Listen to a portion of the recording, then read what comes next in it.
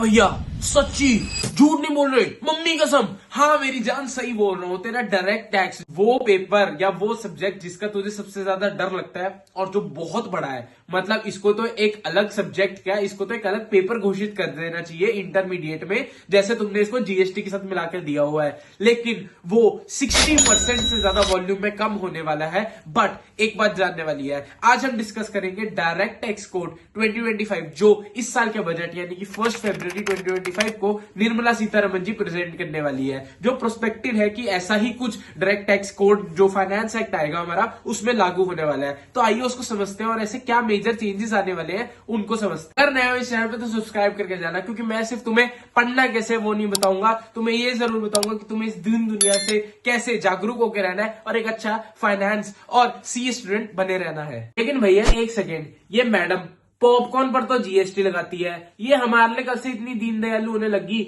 हो गई है बेटा? इसको हुआ नहीं है, होना पड़ा है। ऐसा क्या हुआ है? हुआ ये है कि जो हमारा इनकम टैक्स एक्ट है वो 1961 का है। मतलब अंग्रेज जब छोड़ के गए तो इनकम टैक्स एक्ट का कुछ हिस्सा छोड़ गए थे जो अभी तक हम फॉलो करी जा रहे हैं। मतलब आप मानोगे अंग्रेजों के टाइम पे तो 97% तक इनकम टैक्स चला जाता था और वो इतना परसेंट भरते थे। बट आज की डेट में इतना तो टैक्स नहीं है, बट करंटली 30% या 33% तो हर कोई टैक्स में भर रहा है। यानी कि अगर आप 12 महीने काम कर रहे हो तो 4 महीने तो आप निर्मला सीतारमण जी के लिए काम कर रहे हो। तो इस इनकम टैक्स एक्ट को एक अमेंडमेंट की जरूरत थी, इसको सिंप्लीफाई करने की जरूरत थी, जो बहुत ज्यादा कॉम्प्लेक्स हो गया था। और इसमें नई अमेंडमेंट डाल के इसको सिंप्लीफाई करना उनको सही नहीं लगा, तो दे थॉट कि हम क्यों ना एक नया लॉ ही ले आए जो इसको चेंज कर देगा और इसको एकदम बढ़िया layman language friendly easy to understand कर देगा। एंड जो ओल्ड प्रोविजंस है, जो आउटडेट हो चुकी है, जो आज के कंडीशंस में वेरीफाई नहीं करती, उनको भगा देगा। और साथ में सबसे खास चीज ये कहती, भैया मैं मिडिल क्लास के लिए कुछ सोचती हूँ, तुम कुछ कहो ना कहो, मैं भी तो राजू की मम्मी जैसी दिखती हूँ, भाई मुझे जेल ना पहुंचवा देना। बट हाँ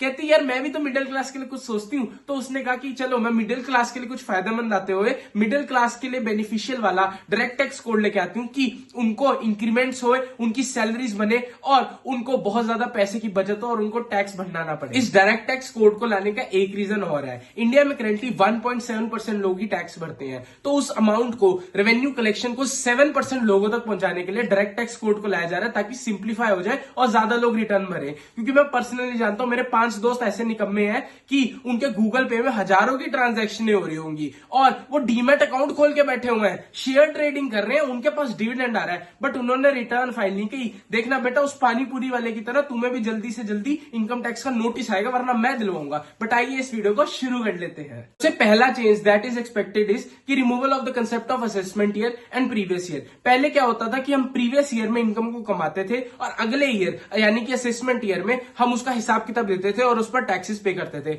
बट सरकार ने कहा कि हम इन दोनों को मिला देंगे और एक कंसेप्ट रहेगा, that is the financial year. मतलब इस साल में हमने कमाया और इसी साल में टैक्स दो। वो कैसे हो सकता भैया? सिंपल चीज है कि तुमने 1 अप्रैल से लेकर 31 मार्च तक जो भी कमाया, उस 31 मार्च से लेकर 31 जुलाई तक तुम उसको रिटर्न फाइल करके बता सकते हो कि इसमें इतना टैक्स है। बाकी बिलेटेड रिटर्न्स की डेट है वो सेम रहेंगी। Second change would be simplification of capital gains. Rahul Chadha ने बहुत अच्छी स्पीच दे दी थी पार्लियामेंट में, मतलब मैं भी मोटिवेटेड हो गया था बीजेपी को हटाओ। बट मेरे को इससे याद है कि हाँ यार, कैपिटल गेन को सही में समझने की जरूरत है। सिर्फ सीए लोग ही नहीं बट एक कॉमन मैन भी परेशान रहता है कि यार कैपिटल गेन कैसे होता है, कितना होता है, मतलब इतनी सारी एग्जेम्पशंस, इतने सारे सिंप्लीफिकेशन, कौन सी डेट लेनी है, कौन सी अमाउंट लेनी है, कितना % टैक्स लगना है। तो उन्होंने सोचा इसको सिंप्लीफाई करके, पहले जो इसको एक स्पेशल इनकम माना जाता था और स्पेशल रेट से टैक्स होती थी, अब इसको नॉर्मल इनकम मांगते हुए इसको हमारी इनकम में ही टैक्स किया जाएगा as normal slab rates. But हाँ, कुछ परसेंटेजेस अभी भी स्पेसिफाई की जाएंगी जो इस पे लगेगी। मेन फोकस क्या है कि उन्हें जो शेयर से की गई कैपिटल गेन्स की इनकम है उसको समझना है, क्योंकि आज की डेट में बहुत ज्यादा लोग हो गए हैं जिनका डीमेट अकाउंट खुल चुका है। About 17 crore people have open there demat account in India.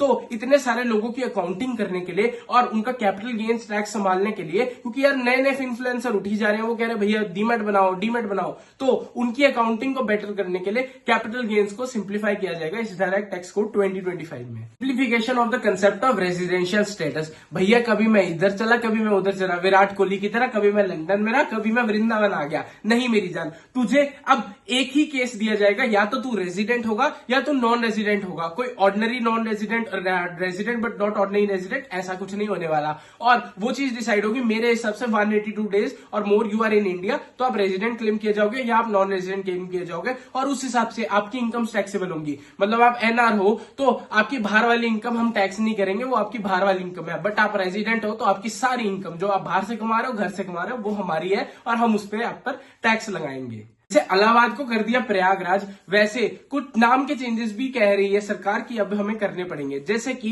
जो हमारा इनकम फ्रॉम सैलरी है उसे एम्प्लॉयमेंट इनकम कहा जाएगा, और जो हमारा इनकम फ्रॉम अदर सोर्सेज है उसे इनकम फ्रॉम रेजिड्यूरी सोर्सेज कहा जाएगा, ताकि लैंग्वेज थोड़ी लेम एंड फ्रेंडली हो जाए और बोलने में आसान लगे और इंग्लिश लगे यार कुछ पॉलिश्ड इंग्लिश में बात कर रहे हैं और इंडियन लॉ पढ़ रहे हैं। सबसे दर्दनाक बात यह है कि निर्मला सीतारमण जी का कहना है कि जो हमारी सारी डिडक्शंस और इतनी सारी एग्जाम्पशंस, डिडक्शंस अंदर चैप्टर 6 है जिसमें मेजरली हमारी कहूं तो लाइफ इंश्योरेंस तक की डिडक्शन आ जाती है, वो सारी हट जाएंगी, वो सारी चली जाएंगी और हमारे पास सिर्फ कुछ ही एग्जाम्पशंस रह जाएंगी और कुछ ही डिडक्शंस रह जाएंगी जो हम क्लेम कर सकते होंगे। बट हाँ, एक परमानेंट डिडक्शन जो सैलरीड एम्प्लॉइज की है, वो जो 50,000 तक की है उसको बढ़ाकर 75,000 तक की किया जा सकता है, जो कि सैलरीड एम्प्लॉइज के लिए बेटर है। साथ में 10 लाख या 15 लाख तक की इनकम सैलरीड एम्प्लॉइज की या जो मिडल मैन है उसकी एग्जेम्प्ट हो जाएगी, या उस तक कोई टैक्स नहीं लगेगा, रिबेट्स वगैरह इंक्लूड करके। और तो और हर चीज पर टीडीएस और टीसीएस लगेगा। अब कुछ महानुभाव ऐसे भी होंगे जिन्हें ये नहीं पता होगा,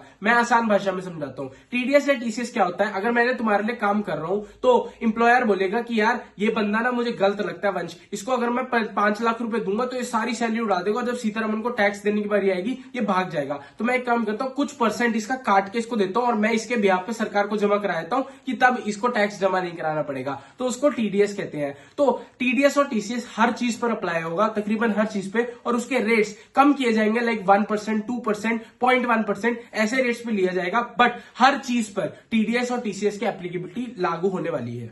लास्टली शायद ये एक सीए की वैल्यू को घटाते हैं, क्योंकि टैक्स ऑडिट्स जो पर्टिकुलरली पहले सिर्फ सीएस करते थे, चार्टर्ड अकाउंटेंट्स, अब उसको cost management accountants and company secretaries को भी अलाउ किया जाएगा कि आप वो कंडक्ट कर सकते हैं। मेरे हिसाब से ये चीज ठीक नहीं है, क्योंकि कुछ चीजें जैसे सेक्रेटेरियल ऑडिट हो गया या कॉस्ट ऑडिट हो गया, वो पर्टिकुलरली उनका है, तो टैक्स ऑडिट एक चार्टर्ड अकाउंटेंट की एक बेसिक नेसेसिटी है और वो उसको ही अलाउड होनी चाहिए। तो ये एक गवर्नमेंट का नॉट अ राइट मूव है। आई फील आईसीआई को इसके बारे में कुछ करना चाहिए and they definitely will do something about it.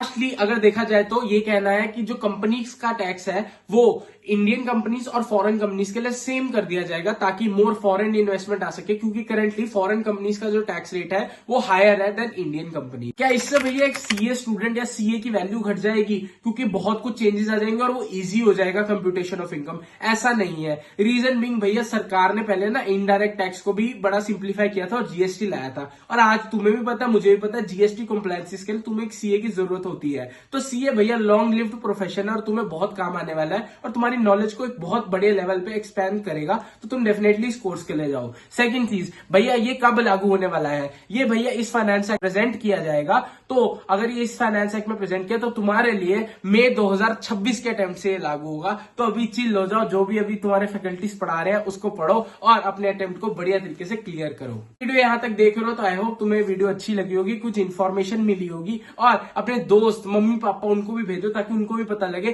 क्या हो रहा है असल में इस वर्ल्ड में। और ऐसे इंटरेस्टिंग टॉपिक्स के लिए मुझे कमेंट डाउन कर देना कि भैया ऐसी कोई वीडियो बनाओ, ताकि मैं तुम्हारे लिए ऐसे टॉपिक्स लाता रहूं।